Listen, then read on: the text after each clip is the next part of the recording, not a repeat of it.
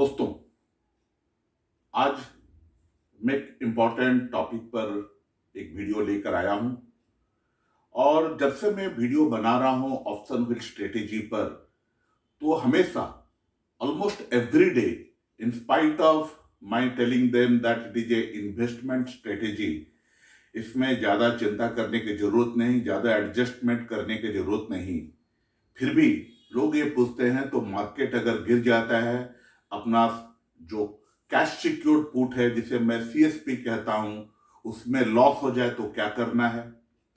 और अगर मैं फ्यूचर का अगेंस्ट में कॉल सेल किया हूं जिसे मैं कॉवर्ट कॉल कहता हूं, अगर फ्यूचर नीचे चले जाए, लॉस में आ जाए, तो मुझे क्या करना चाहिए।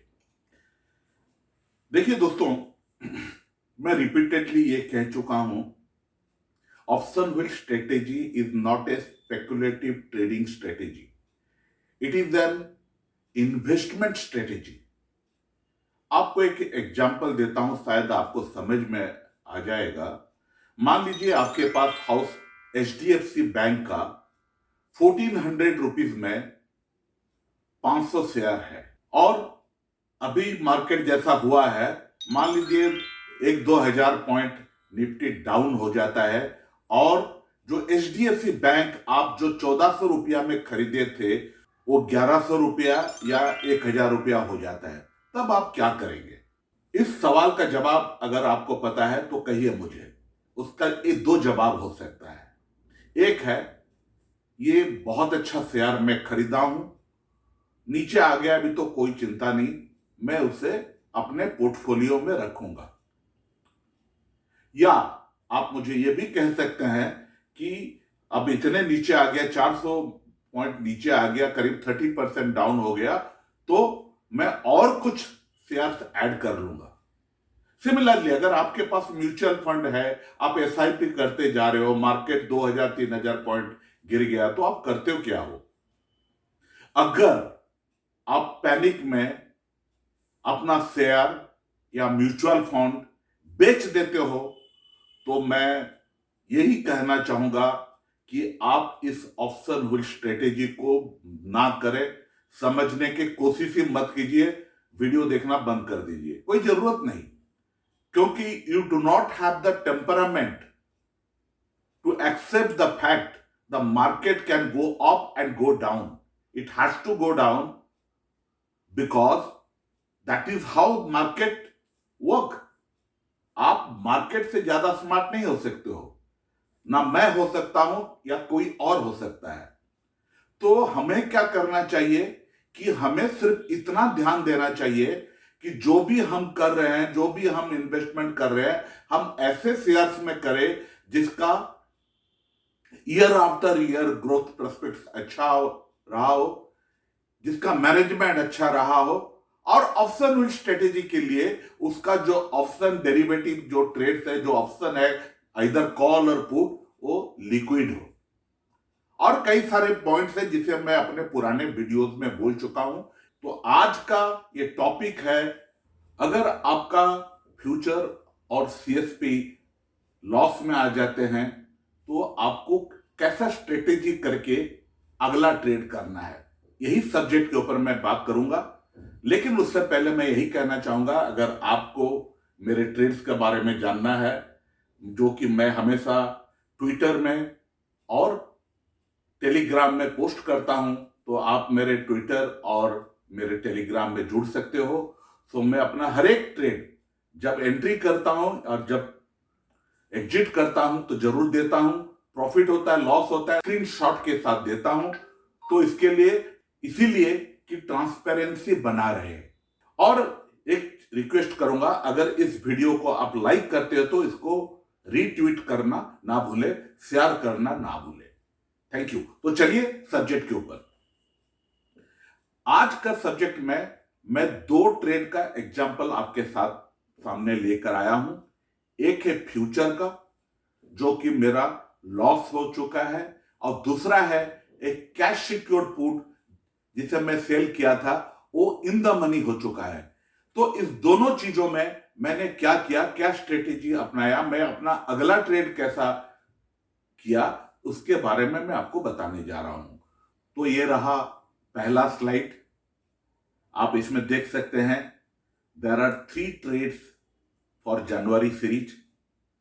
फर्स्ट 2, जो पहला 2 कॉलम है ट्रेड का, वो देख लीजिए। इट वाज टेकन ऑन 29/12/2020 और इसमें मैं एक फ्यूचर बाय किया था 3827 में और साइमल्टेनियसली एक कॉल सेल किया था 4000 का कॉल जनवरी सीरीज का एट 112 रुपीज 50 पैसे। फिर मैंने देखा कि जो मेरा जो फ्यूचर है वो डाउन जा रहा है, नीचे जा रहा है, लॉस में जा रहा है और इट वेंट बिलो 3700।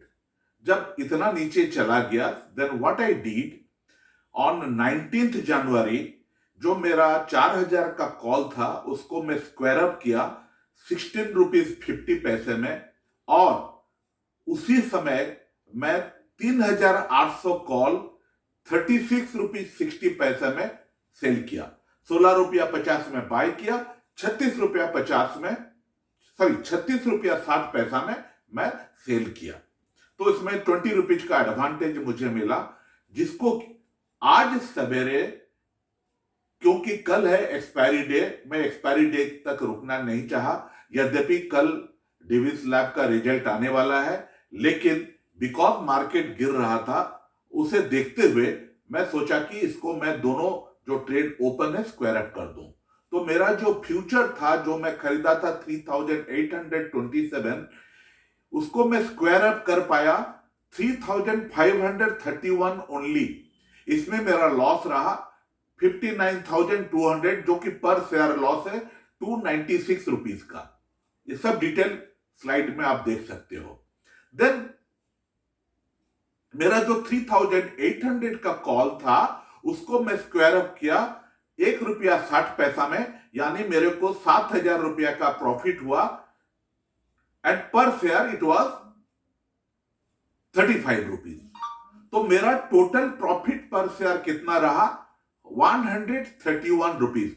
सो जो मेरा जो बाय हुआ था 3827, जिसको मैं स्क्वायर अप किया 3531, I could manage a profit of 131।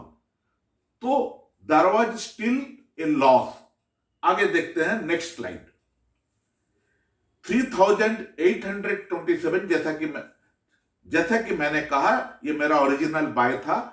131 अगर मैंने माइनस कर दिया, जो कि मेरा प्रॉफिट में ऑलरेडी बुक कर चुका हूं जनवरी सीरीज में, तो मेरे जो नया बाय हुआ वो हुआ 3696। Now let us go to the next slide.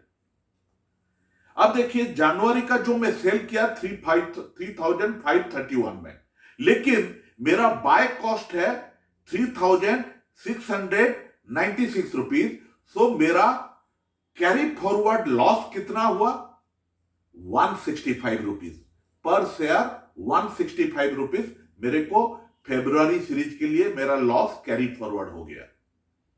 तो आगे मैं क्या किया, let us go to the next slide.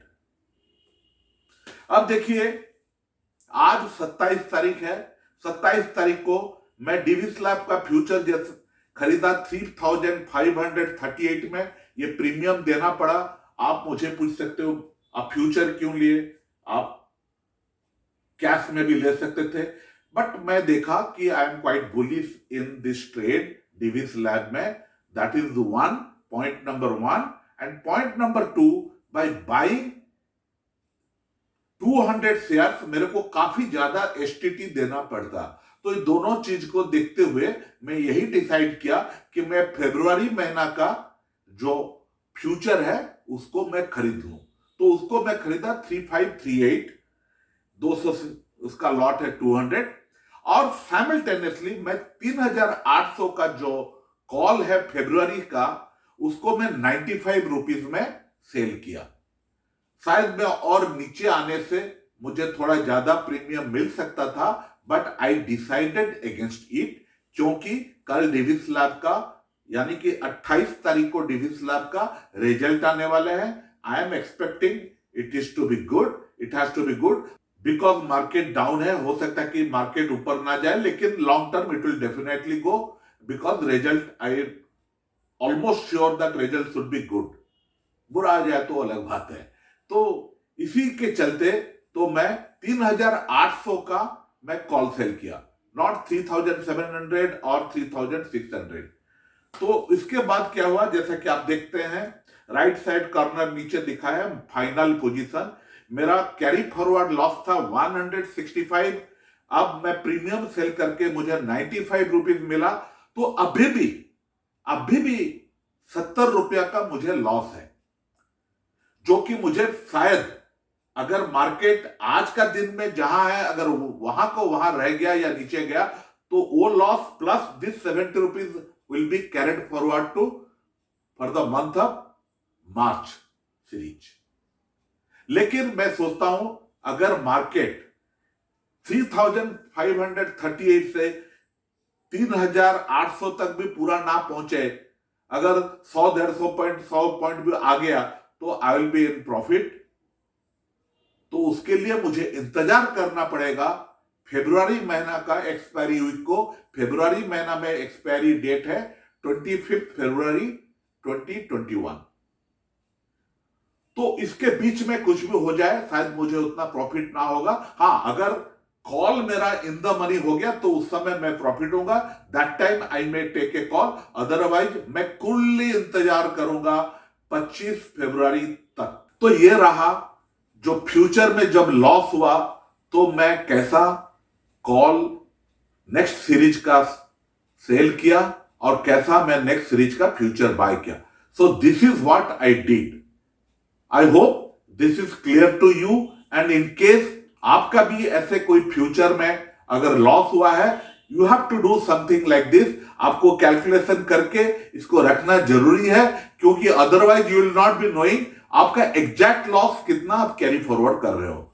अब चलेंगे नेक्स्ट स्लाइड में, जहां मैं आपको दिखाऊंगा मेरा एमजीएल में एक कैश सिक्योर्ड पुट में सेल किया था, वो इन द मनी हो गया, उसमें मैंने क्या किया। तो this is the new slide, MGL का कैश सिक्योर्ड पुट, जहां लिखा हूं सीएसपी मतलब कैश सिक्योर्ड पुट। तो मैं 12 जनवरी को एमजीएल में जो 1100 का पुट है, जो 1100 का पुट है उसे मैं 28 रुपीज 10 पैसा में सेल किया। मैं एमजीएल में काफी बुलिश हूं, उसका फ्यूचर अच्छा है, तो इसके लिए मैंने सेल किया था।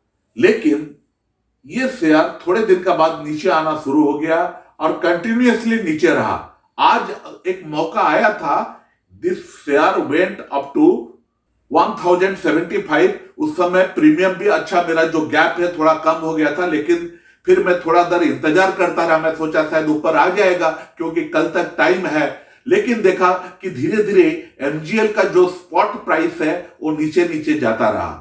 इसीलिए मैं सोचा कि और ज्यादा देरी ना करते हुए इसको मैं क्लोज किया, स्क्वायर अप किया, और मैं स्क्वायर अप कर पाया 46 रुपीज में। तो मैं 28.10 में सेल किया था, बाय किया 46 में। तो पर शेयर मेरा जो लॉस हुआ वो रहा 17 रुपीज 90 पैसे। मेरे कैश सिक्योर्ड पुट में जो लॉस हुआ, यहां थोड़ा माइनस दिखा नहीं रहा है, मेरा 16,860 रुपया का लॉस हुआ है। सो this is minus, it is not plus, 16,860। तो माई पर शेयर लॉस इज 1790। तो अब मुझे फरवरी सीरीज के लिए क्या करना है, ये देखिए अगला स्लाइड। अब फरवरी सीरीज के लिए मैंने क्या किया कि इसको फ्यूचर खरीदा। मैं अगेन कैश प्रिजर्व करने के लिए मैं कैश होल्डिंग में गया नहीं, and because I am bullish and the reason I have told about STT, मैंने यहां एक फ्यूचर खरीदा जो मुझे लगा 1053 रुपीज 50 पैसा। एंड यहां देखिए, ध्यान दीजिए, एमजीएल का 1100 का कॉल मैं 3330 में मैं सेल किया। तो मेरा जो लॉस हुआ है जनवरी सीरीज में 17 रुपीज 90 पैसा, उससे ज्यादा अमाउंट में मैं 33 रुपीज 30 में मैं सेल किया हूं।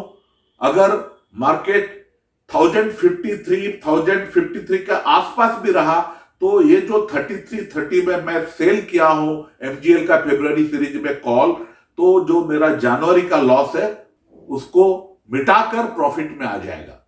अगर एमजीएल का फ्यूचर ऊपर जाना शुरू कर देता है in the month of February, so I will gain 1053.50 minus 1100 से 1053, करीब 47 रुपीज प्रॉफिट यहां मिल जाएगा, प्लस 3330 का भी प्रॉफिट मिल जाएगा।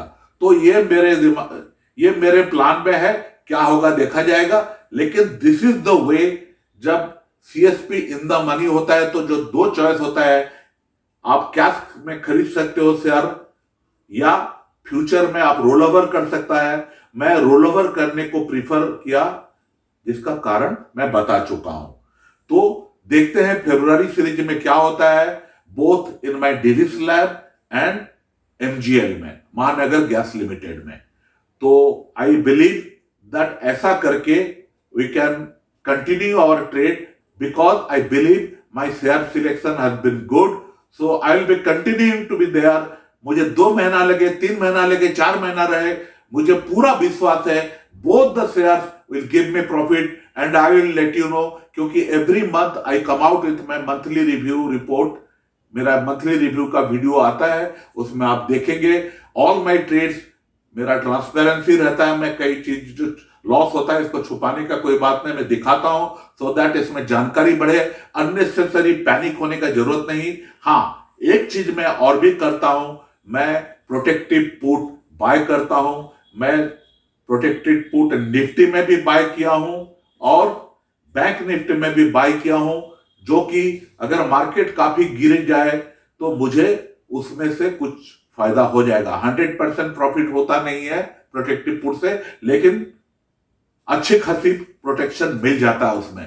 तो that is the only insurance which I believe everybody should do it. इसके बारे में भी मैं एक वीडियो बना चुका हूं, जिसका मैं लिंक नीचे दे दिया हूं, मेरा जो डिस्क्रिप्शन बॉक्स है, आप उसे देख सकते हैं।